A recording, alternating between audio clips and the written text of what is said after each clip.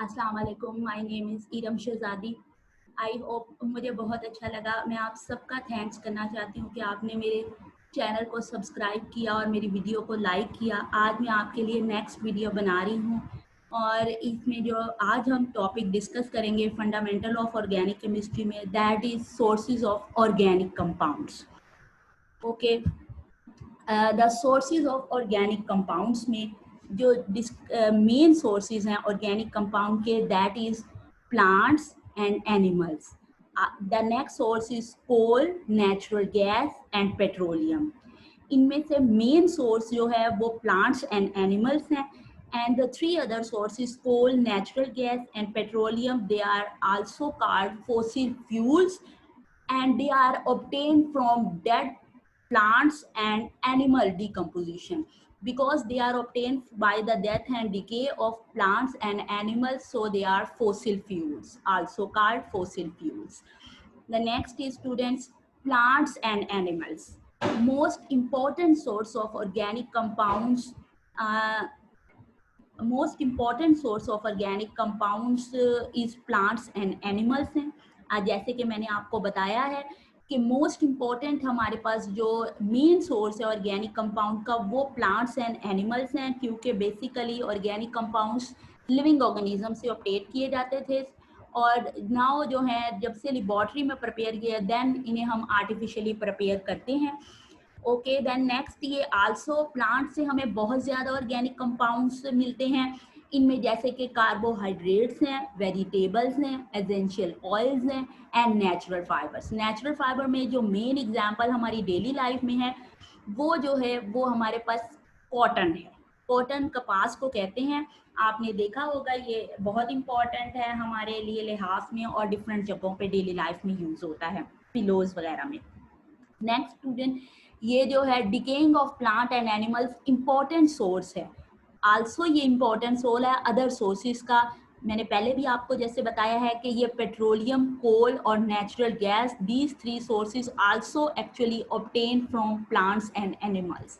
Okay, ये plants and animals की pick भी मैंने मेंशन कर दी है फॉर योर के देखिए अल्लाह पाक की ये कितनी ब्यूटी उसने बनाई है इस दुनिया में। चलिए, नेक्स्ट जो है वो मेन सोर्स जो है वो कोल है। Coal, it is a solid mineral of black colour. ये कोल जो है वो solid mineral of black colour का है। ये इसकी डेफिनेशन है कि सॉलिड मिनरल है ऑफ ब्लैक कलर। ये देखिए, ये सॉलिड सॉलिड पार्टिकल्स हैं और ये ब्लैक कलर का होता है। ये बनता कैसे है, पहले थ्योरी ऑफ फॉर्मेशन के बारे में इंफॉर्मेशन जो it is believe that coal was formed by the decay of remains of trees. Trees were buried under 500 million years ago. Wood then, क्या होता है कि जब 500 मिलियन ईयर्स तक अप्रॉक्सीमेटली ये बरिड जमीन के नीचे रहते हैं, so these are converted undergoes bacterial and chemical action और ये कन्वर्ट हो जाती है दिस वुड टू पीट में, एंड फाइनली दिस पीट गोज इनटू द कोल। ये आप इस इक्वेशन को देख रहे हैं, दिस इज अ वुड। सबसे पहले undergoes bacterial and chemical action that it is converted into पीट, and peat then undergoes high temperature and pressure, it is converted into lignite, and this lignite undergoes more pressure to convert into bituminous coal। ये bituminous coal then, और अगर इससे pressure मिल जाए, क्योंकि आपको पता है जमीन के नीचे जो है वो गर्म एरियाज हैं और हाईली हीटेड होता है, तो इसे मोर एंड मोर प्रेशर वहां से मिलता है और अंडरग्राउंड अर्थ में हमारे पास इट इज कन्वर्टेड इनटू एंथ्रासाइड, और इसी तरह कोल की आपको काने और ये डिफरेंट जो हैं हिल्स नजर आती हैं। तो ये स्पेशल कोल है, this is the best coal. Anthracite highly expensive होता है, डिफरेंट कॉस्ट में यूज होता है। Next students, very important topic, uses of coal. Uses of coal में फ्यूल और फ्यूल है। ये कोल जो है हमारे पास फ्यूल के तौर पर यूज होता है। डिस्ट्रक्टिव डिस्टिलेशन और carbonation give many organic compound distillation. अब डिस्ट्रक्टिव डिस्टिलेशन क्या है, डिस्ट्रक्टिव ये देखें फ्यूल है, एक तो ये कोल जो है वो फ्यूल के तौर पर यूज होता है। अदर जो है इसकी डिस्ट्रक्टिव डिस्टिलेशन से हमारे पास डिफरेंट प्रोडक्ट्स बनते हैं, जो कि कोल तार है, कोल गैस है और coke. These compounds are also very important. Coal tar भी जो है वो भी हमारे डिफरेंट ऑर्गेनिक कंपाउंड्स बनाने में बहुत हेल्प करती है। हमें भी सम जो है किसी के जहन में ये आता हो कि डिस्ट्रक्टिव डिस्टिलेशन क्या है। तो destructive distillation is actually the distillation in the absence of air at 500 to 600 degree centigrade temperature. तो ये जो इसकी डेफिनेशन है maybe sometime exam में आ जाती है, तो इसलिए आपको पता होना चाहिए what is destructive distillation. Distillation in the absence of air at 500 approximately to 600 degree centigrade temperature. This is called destructive distillation or carbonization of coal. अब नेक्स्ट यूज जो है वो कोल पावर जनरेटिंग के तौर पर भी यूज होता है। ये हमारे पास कोल के डिफरेंट यूजेस हैं कि ये हीटिंग फ्यूल के तौर पर यूज होता है, हमारे पास डोमेस्टिक लेवल पे पावर जनरेशन में यूज होता है, इंडस्ट्रियल लेवल पे भी यूज होता है। कोल इन पाकिस्तान, जो पाकिस्तान में कोल है वो स्टूडेंट्स हमारे पास मोस्टली जो पाकिस्तान की जियोलॉजिकल सर्वे के मुताबिक इसका total coal reserve 184 billion tons है, बट 80% इसमें से ओनली यूज होता है for baking bricks in lime kiln, भट्टी में ईंटें बनाने के लिए इस्तेमाल होता है। और कोल जो है आल्सो हमारे पास पावर प्लांट्स में भी यूज होता है। कोल अब जो है सिंध सूबा सिंध जो है, पंजाब है, Balochistan directories and North West Frontier provinces, these are trying to create coal used in industries as a power generating plants। तो ये कोशिश कर रही हैं ये वाले सिंध, बलोचिस्तान और पंजाब की जो directories of minerals of coal हैं, वो कोशिश कर रही हैं कि अब इसे पावर जनरेशन में इस्तेमाल करें। और इसके लिए हमारे पास नेक्स्ट स्टूडेंट्स, आई होप ये अंडरस्टैंड हो गया होगा यूजेस ऑफ कोल। नेक्स्ट जो मेजर सोर्स है that is natural gas. Natural gas, what is natural gas? सबसे पहले हम इसकी डेफिनेशन देखेंगे। It is a mixture of low boiling hydrocarbon. ये actually low boiling hydrocarbon mixture है और इसमें मेन जो कंपाउंड है वो है मीथेन का।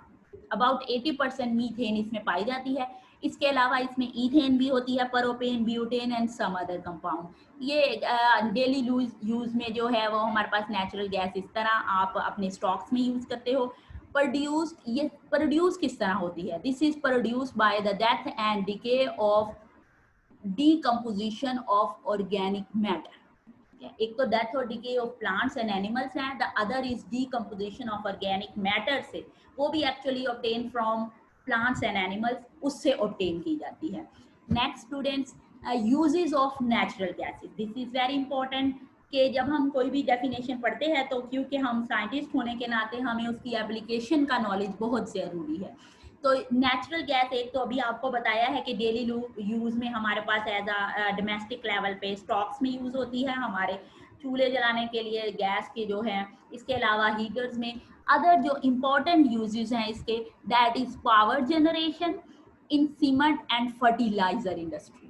तो फर्टिलाइजर और सीमेंट इंडस्ट्री में ये पावर जनरेशन के तौर पर, as a fuel in general industry, तो इंडस्ट्री में फ्यूल के तौर पर। फॉर डोमेस्टिक पर्पसेस में भी ये यूज होता है। डोमेस्टिक पर्पसेस में मैंने अभी बताया हीटिंग के तौर पर स्टॉक्स में। जर्नल इंडस्ट्री जिसमें cement industry, fertiliser industry, paper industry and some other industry में एज अ फ्यूल के तौर पर ये यूज होता है। इलेक्ट्रिसिटी में भी ये नेचुरल गैस सम वेज में यूज होती है, हमारे सुई गैस हीटर्स जो हैं उनमें भी यूज होती है। इसके अलावा CNG के तौर पर ये ट्रांसपोर्ट्स में भी यूज होती है।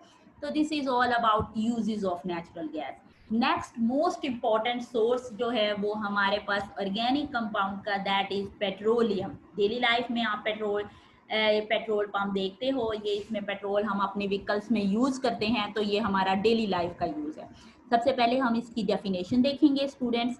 The refined form of mineral oil is called petroleum. ये पेट्रोलियम क्या है? It is actually refined form of mineral oil is called petroleum. Theory of formation सबसे यही कंसिडर किया जाता है कि slow chemical and biochemical decomposition of organic matter in between sedimentary rocks produce petroleum।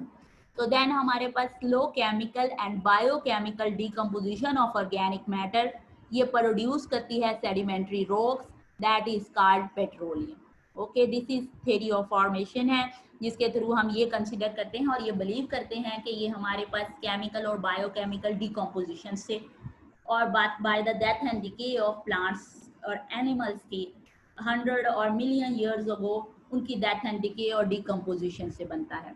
Next ये है crude oil. What is crude oil? Petroleum is extracted from rocks as a blackish colour liquid called crude oil. Petroleum जो है वो extract किया जाता है, निकाला जाता है रॉक से as a black colour liquid, जो ब्लैक कलर का लिक्विड, क्योंकि पेट्रोलियम जो हमारे पास स्टूडेंट्स व्हीकल में यूज होता है वो वाला पेट्रोल नहीं है जो हमें नेचुरली मिलता है।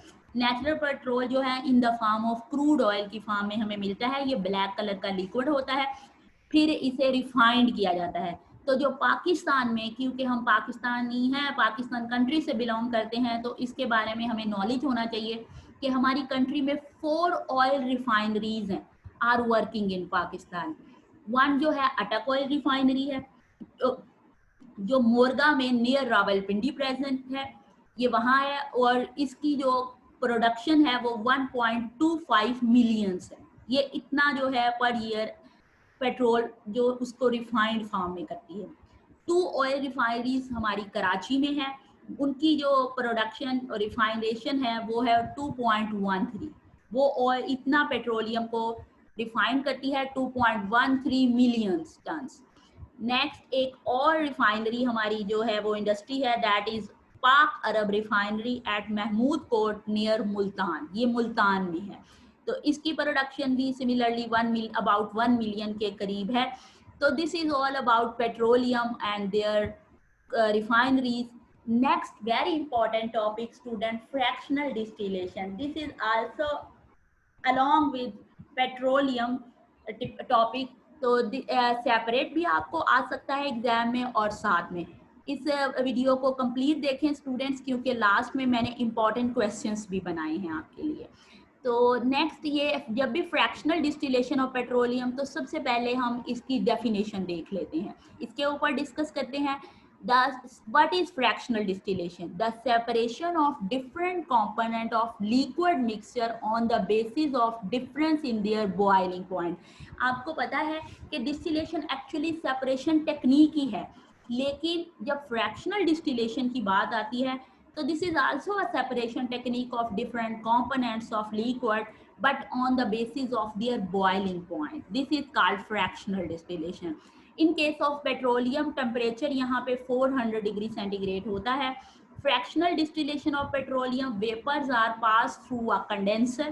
यहाँ एक्चुअली दिस इज स्मॉलेस्ट मैंने राइट डाउन किया है प्रोसीजर स्मॉल वे में, कि होता क्या है इसमें कि फ्रैक्शनल डिस्टिलेशन के दौरान पेट्रोलियम को कंडेंस किया जाता है थ्रू कंडेंसर और हीट किया जाता है 400 डिग्री सेंटीग्रेड टेम्परेचर पे, और देन फ्रैक्शंस आर कलेक्टेड। तो इसमें जो मेन फ्रैक्शंस है वो उनको सेपरेट किया जाता है on the basis of their different boiling point. Different fractions हमें ऑब्टेन होती हैं during this fractional distillation on the basis of boiling point. These are principal fractions obtained from petroleum. ये स्पेशल फ्रैक्शंस हैं जो हमें ऑब्टेन होती है petroleum से। इनमें सबसे पहले है नेचुरल गैस। नेचुरल गैस अभी हमने देखी, इसके यूजेस भी देखें। लेस देन 20 डिग्री सेंटीग्रेड इसका बॉइलिंग पॉइंट है। कंपोजिशन इसमें जैसे कि मैंने आपको बताया है, इसमें मीथेन होती है, ethane, propane and butane, mostly CH4 1 carbon से लेके 4 कार्बन तक के कंपाउंड होते हैं। ये मोस्टली यूज होती है एज अ फ्यूल और आल्सो ये पेट्रोकेमिकल CNG वगैरह के तौर पर यूज होती है। नेक्स्ट हमारे पास है पेट्रोलियम ईथर। पेट्रोलियम ईथर इसकी boiling point range about 20 to 60 इस डिग्री सेंटीग्रेड पे ये पेट्रोलियम ईथर हमारे पास रिफाइंड फॉर्म में आ जाता है। हम इसे यहाँ से सेपरेट कर लेते हैं। इसकी जो कंपोजिशन है दैट इज C5 यानी कि पेंटेन और हेक्सेन, C5H12 C6H14, ये इसकी रेंज है। ये सॉल्वेंट के तौर पर यूज होता है पेट्रोलियम ईथर। नेक्स्ट हमारे पास नेफ्था है, लिगोरीन भी इसे कहते हैं। नेफ्था जो है इसका बॉइलिंग पॉइंट रेंज जो है 60 to 100 डिग्री सेंटीग्रेड। इसकी ये ज्यादातर हमारे पास C6H7, ये हमारे पास हेक्सेन और हेप्टेन, C6H14 से लेके C7H14 इसमें कार्बन्स होते हैं, ये सॉल्वेंट के तौर पर यूज किया जाता है और रॉ मटेरियल के तौर पर इस्तेमाल किया जाता है। नेक्स्ट है gasoline, this is another important fraction of petroleum, जिसका बॉइलिंग पॉइंट रेंज है 40 to 220 डिग्री सेंटीग्रेड, और इसमें जो कार्बन की रेशो रेंज है वो कंपोजिशन वो C4 यानी कि ब्यूटेन से लेके हमारे पास मोस्टली इसमें ऑक्टेन होती है, और हेक्सेन से लेके ऑक्टेन तक ज़्यादा कॉमन है, अदरवाइज ब्यूटेन C4H10 से रेंज इसकी जो है C13H28 है। मोटर फ्यूल के तौर पर यूज़ होता है। कैरोसिन ऑयल है, कैरोसिन ऑयल हमारे पास 175 to 325 बॉइलिंग पॉइंट रेंज है।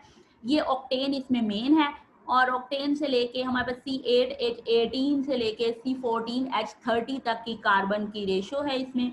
हीटिंग फ्यूल के तौर पर यूज होता है। गैस ऑयल है, गैस ऑयल ग्रेटर देन हमारे पास 275 बॉइलिंग पॉइंट होता है इसका, और इसमें कार्बन जो है वो उसकी रेंज है C12H26 से C18H38। तो this is the range of carbon, यहाँ तक ये डीजल है और हीटिंग के फ्यूल के तौर पर यूज होता है। नेक्स्ट हमारे पास फ्रैक्शन जो मोर इम्पोर्टेंट है दैट इज लुब्रिकेंट ऑयल, जो आप अपने मोटर साइकिल्स में और डिफरेंट व्हीकल्स में लुब्रिकेशन के लिए यूज करते हैं। ये विस्कस लिक्विड होता है, इसमें कार्बन ग्रेटर देन जो हमारे पास है C18H38 होता है, और ये लुब्रिकेशन करने के लिए, इंजन वगैरह को साफ करने के लिए हमारे पास मोस्टली यूज किया जाता है। नेक्स्ट हमारे पास पैराफिन है, पैराफिन मेल्टिंग पॉइंट, इसका मेल्टिंग पॉइंट होता है 50 to 60 डिग्री।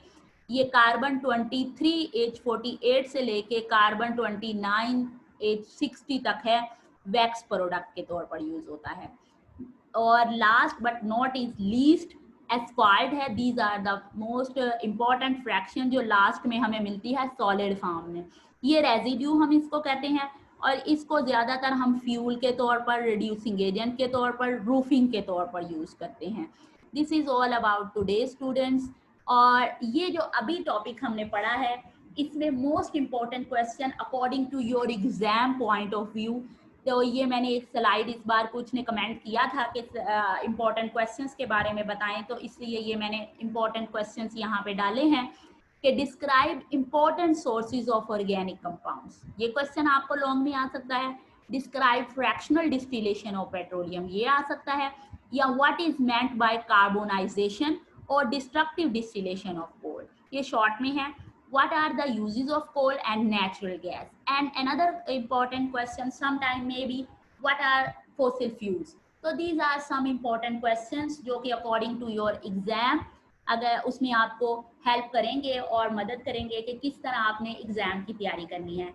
अगर आपको, thank you so much students, अगर आपको मेरी वीडियो पसंद आई है तो लाइक करें, शेयर करें and subscribe my channel and also press bell icon. Thank you so much again for your cooperation.